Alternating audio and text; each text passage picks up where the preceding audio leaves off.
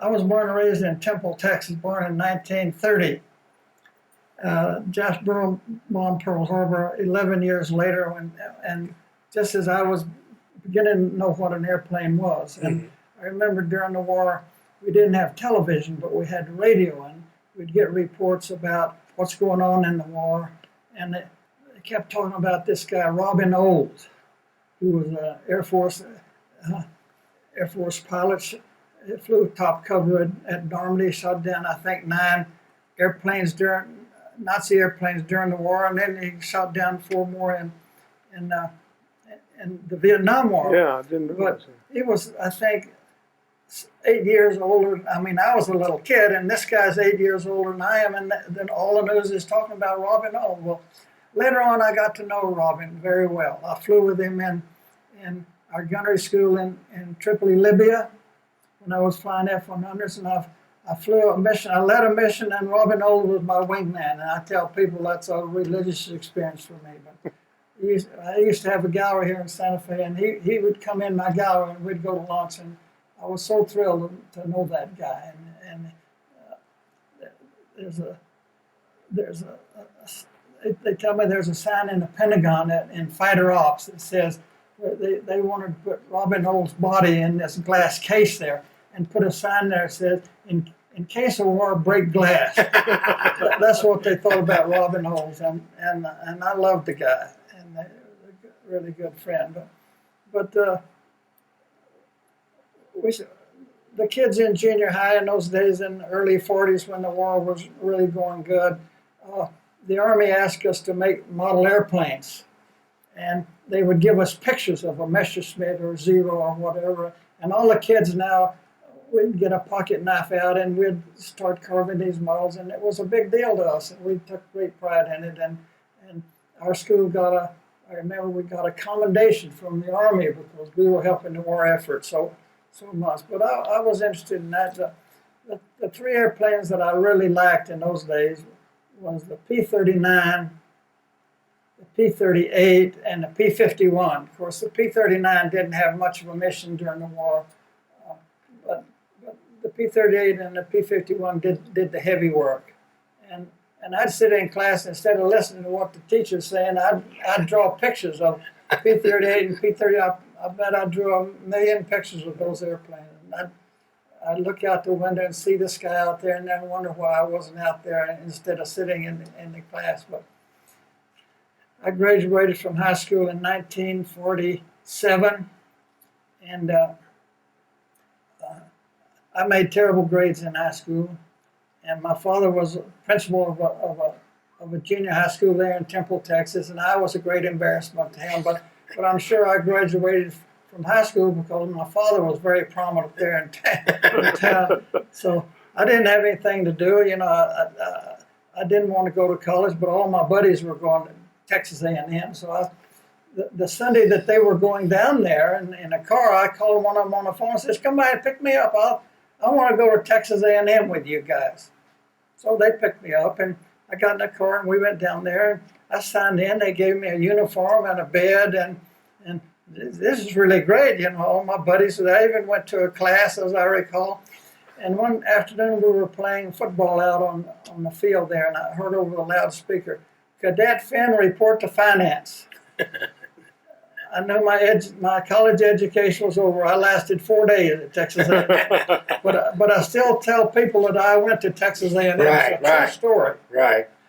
So that was in September 1950, and you know the Korean War had been going on for a little while, not very long, and they were going to draft me because I was perfect for the draft, and so I knew I wasn't going to go in the Army if I could help anything. So I joined the Air Force, and they gave me all kinds of tests, you know, and whatever, and they decided that I had an aptitude for electronics.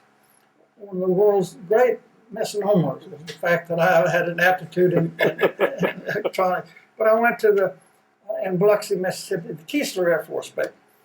And I was on a night shift, and I did that for 9 months, and I graduated without the slightest idea about what I was doing.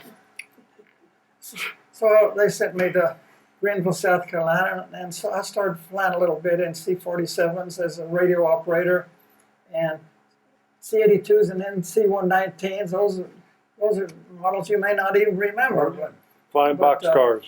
I didn't like what I was doing. I was working for a sergeant who didn't like me, and I didn't like him. So I went down to personnel. I said, what can I do to get out of here? I said, I'll take anything to get out of this Greenville, South Carolina. So I signed a bunch of forms, and about 6 weeks passed. They called me to, you want to go to pilot training? I mean, I volunteered for jump school and everything else. And I said, sure. I mean, I don't have any education, but they was, well, come over here and get in this machine, and we'll see if you have any pull motor skills. That was a phrase they liked to use, and I didn't even know what that meant. But they put me in this thing that looked like a little simulator. It was on springs. And the secret is they've got a stick here like in an airplane, and if you turn loose the stick, the airplane will fall forward or backwards or left or right. The secret was to hold the stick so that the airplane was perfectly still. And I got in that thing, and I did it perfectly. I didn't know what I was doing, but the guy told me that was as good as he ever saw. And then I said, well, okay, tell me where to go, and I'll go do it. So they sent me to Bainbridge, Georgia, class 53 George, in 1953. And they started flying a T-6. The world's worst airplane was a T-6. And my instructor was a guy by the name of Carl Smith, one of the greatest human beings that ever lived. And I was in the front seat, and he was in the back seat, and he's flying the airplane, and we're doing chandelles and lazy eights and M1s and those kind of things, lining up with the section lines. And after a couple of days, he said, well, pull over to the headquarters there. I said, okay. And I pulled over there, and he started to get out of the airplane.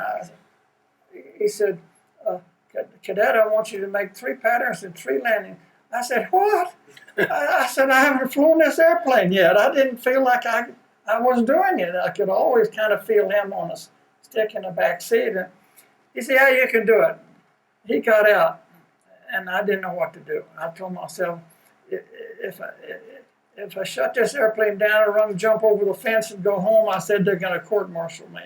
I said, and that'll be bad. I said, I'm going to try to do this. I don't think I can do it. But I took off. I made a landing. I touched and go, and I came around, did the same thing again. I made 3 landings, and they were pretty good. I pulled over all the buddies I'd soloed. Soloing was a big deal. They cut my shirt off or whatever it is in those days. And I told myself, if that's all there is to this, I can do that. And everybody said that this airplane's the hardest airplane in the Air Force to fly. I said, if you can fly this thing, you can fly anything. So I did, and I graduated, and I went to Laredo, Texas to fly the T-28. And as a matter of fact, about 20 years, I bought a T-28, a T-28 Charlie with a tail hook. Oh. And I bought it out of the mothballs down in Tucson, and I had it restored, and I flew that thing around there. But what I learned was I could afford to fly it, but I couldn't afford to break it. And every time you flew it, you broke it. So, the least little thing was $8,500. So I did that for 3 or 4 months, and I sold that airplane to get out from under it. But I liked that airplane, and then they put me in a T-33, and that was an easy airplane to fly. And the airplanes that I flew after the T-6, they all got easier, but I always liked North American airplanes. T-6 was one, F-86 was another one, and I always liked North American.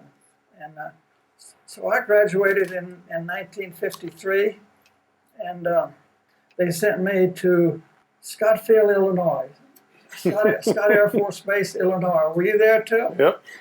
And flying F-86D. It had an afterburner, and it had a drag chute, and that was big time for me. And I remember one time there was a lot of esprit de corps in our fighter squadron. You had to fly a third of your total flight time had to be at night because we were in night all-weather interceptors. So I remember one time we were going to gunnery school in Yuma, Arizona, from Scottsfield, and they had I forget now what they call it, where the sections where you had to go down the airways. You can't cut across Albuquerque because the restricted areas. Restricted areas. Yeah. But we were all ferrying airplanes down to Yuma, and there was a little competition going, about who's going to get down there first. And the F-86D had eyelids, but if you could close the eyelids and get a little more thrust, but your tailpipe temperature started going up, and when you reach 1,000 degrees, you change the engine. So we didn't want to go to 1,000 degrees, but I remember I was tweaking that switch. I was going to go up to 999 degrees. But anyway, those were fun times for me, and the airplane was pretty new in those days, and I should have been killed 3 or 4 times. I don't know why I didn't, but those were good times for me. And then I started playing golf with this guy that was in the Air Training Command. That was the headquarters for Air Training Command at Scott Field. I started playing with this guy who was a lieutenant colonel, and he was a good guy, and we had a lot of fun. And he was working for a brigadier general in the Air Training Command headquarters there. And this brigadier general got promoted to major general, and this lieutenant colonel asked me if I'd like to be aide de camp to this major general. I said, well, who is he? And they told me, and he had just gotten the command at Randolph Field Crew Training Air Force on 9 bases. All the crew training, he commanded it. That's Nellis and Williams and all the pilot training, gunnery school. And I said, sure, I'd like to do that. And he introduced me to the general, and we got along pretty good. And the general had a wife that I kind of look at her sideways, because I'd heard about generals' wives before. And I told the general, I said, I'd love to be your aide. So I said, but I'm not a boot black. I said, I'll do what you tell me to do, but I said, I want to hide behind a tree when your wife comes around. So he said, I understand what you mean, Lieutenant. He said, well, what I want you to do is fly as many of my airplanes as you can so that you can tell me what's going on with my airplane. So good Lord, that was the whole, I started flying the F-86F.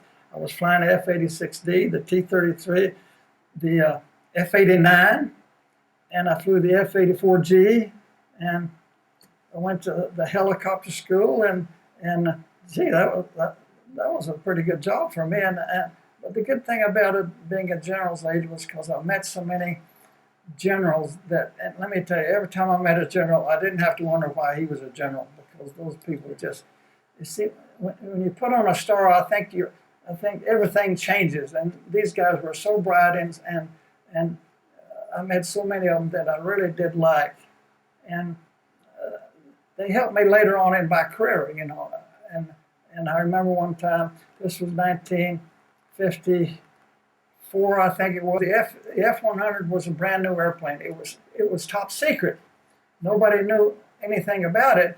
And so the general, he was getting this airplane. He owned Nellis Air Force Base, and they were getting the F-100. So we went out to look at it at Palmdale in California. Mm-hmm. And they had guards around this hangar, and they opened the door, and the general, I walked in there, and there's that big airplane. I thought the F-86D was a big airplane. Here's that F-100. Good Lord, I was so impressed with that thing. The speed brakes were about this wide, and so fast forward a few months, and I told the general I'd like to fly the F-100. He said, well, call Colonel McGehee. Tell him you want to fly the F-100. And Colonel McGee was the commander at Nellis. And so I called him on the phone and said, Colonel, I want to come out and fly the F-100. Colonel McGee says, Finn, you're not going to fly the F-100 until all my instructors are checked out. Then you can come out and fly the F-100. I said, okay. So this went on 2 or 3 phone calls later, and he kept telling me I wasn't going to fly the F-100. So the general called me in his office one day, and he said, Lieutenant, you still want to fly the F-100? I said, yes, sir. I said, well, call Colonel McGee on the phone. And he handed me a piece of paper. So I called Colonel McGee. I said, Colonel McGee, I want to come out and fly the F-100. Colonel says, damn it, Finn, I'll tell you a million times, you're not going to fly that F-100 until all my people are checked out. I said, okay, then I'm not going to tell you. He said, "You're not going to tell me what?" I said, "I'm not going to tell you made Brigadier General." He said, "Finn, when can you come out and fly the F-100?" So about 2 weeks later, I went out there. His people weren't checked out, but they were in the checkout program. And here's this hotshot first lieutenant, world's greatest pilot, coming out there to fly this huge airplane. But you know, I'd had afterburner time in the F-86D, and it had a drag chute. And I said, "It's just another airplane." So they pulled an airplane out there, and the crew chief, I didn't know how to start it, but the crew chief got up on the ladder there, and he showed me how to start it, and he told me what to do. And I said, "Okay." And all these instructors, a lot of them captains and majors, are over there watching me kill myself. And I was pretty cocky, and I was confident. I think that helped me a lot. But when I started taxiing out, that F-100 had knee action on that nose gill that go up and down like that, and boy, let me tell you, the controls were a lot stiffer than what I was accustomed to. And I started taxiing out, and I said, "Good Lord, I got a little bit carried away this time." But you know, what can you do? I got to go fly the airplane then. But it was heavy, but it was a good. I made it take off, and I flew around for about 45 minutes. And I came in and pitched out, and the tower sent me around. You know, looking back on it now, that it was inevitable they were going to send me now because they weren't going to let me get by with. Anyway, so I went around and I flew a big pattern and landed, made a good landing, and taxied in. And fortunately, all the guys down there applauded me. You know, I mean, and General McGehee told me later. He said, "I didn't like what you were doing." He said, "But you were my boss's aide, and I felt responsible. But I'll tell you this: when those captains and majors saw this brash first lieutenant that didn't know anything jump in that airplane without ever going to ground school and flat around and landed," he said, "the best thing ever happened to those guys. If this guy doesn't kill himself, anyway, that worked out pretty good." And when the general was in I went to the Army helicopter school down in Texas. I think it was about a 6-month course, and I went through it, I think, in 9 days, and I graduated. And I went back to Randolph Field, about 40 or 50 miles away, and I walked in the general's office and said, "General, you're looking at the Air Force's brand newest helicopter pilot." He said, "You didn't get a diploma in 9 days." I said, here it is, look at this. And he said, "Well, I'll tell you what, Randolph Field has an H-13. They need to take it to Williams Air Force Base in Phoenix. Go down there and tell General Persons at Randolph that you'll ferry that airplane out." He said, "We'll find out if you're a helicopter pilot or not." And boy, let me tell you, you know, when you fly west in an H-13 had balsa wood wings, rotor blades. When it starts raining, you land. And I could fly the airplane, but now I found myself following the highway. The wind, you got a westerly wind. The top speed is 60 knots, and you got a 55-knot headwind. So, and you didn't have any radio. You had a low freak radio, but TACAN wasn't around yet, or didn't have a VOR. And if you want to fly it solo, you have to take the battery out of the back and put it in the front. I mean, because that battery was big enough to make a difference, weight and balance. So now I'm looking for truck stops along the highway, Route 66, to get out to Phoenix, and I'd land that airplane and push the rotor blade around, and I could pick it up and push it all by myself, and push it up the tank and put some gas in it, get in, pull it back, and get them to start again. You know, I nearly starved to death. I think it took me about 2.5 days or something to get out there, but I did that, and in those days you could get by with something like today. In a million years you couldn't do anything like that.